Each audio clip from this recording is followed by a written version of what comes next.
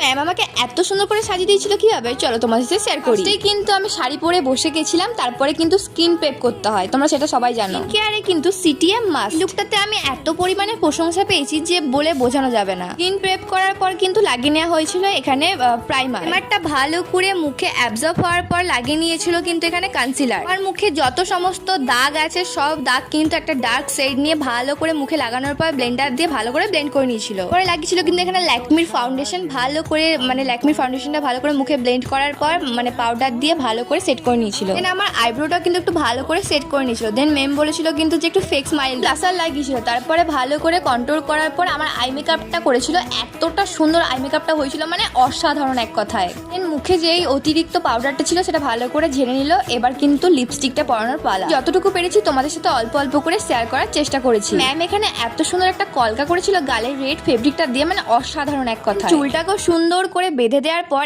এবার পালা হচ্ছে সিঁদুর পরানো। আমাদের স্পেশাল দিনে যদি এমন সুন্দর করে সাজাতে চাও তাহলে কিন্তু ম্যামের সাথে অবশ্যই যোগাযোগ করতে পারো। সেই ঐতিহাসিক মুহূর্ত আমাকে ম্যাম সিঁদুর পরে দিল, এতটা সুন্দর লাগছিল মুখটা যে কিছু বলার নেই। তারপর সিঁদুর দিয়ে একটা ছোট্ট করে টিপ পরে দিল কপালে। আমার তো এই লুকটা খুবই ভালো লেগেছে। তোমাদের কেমন লাগলো অবশ্যই কিন্তু কমেন্টে জানিও।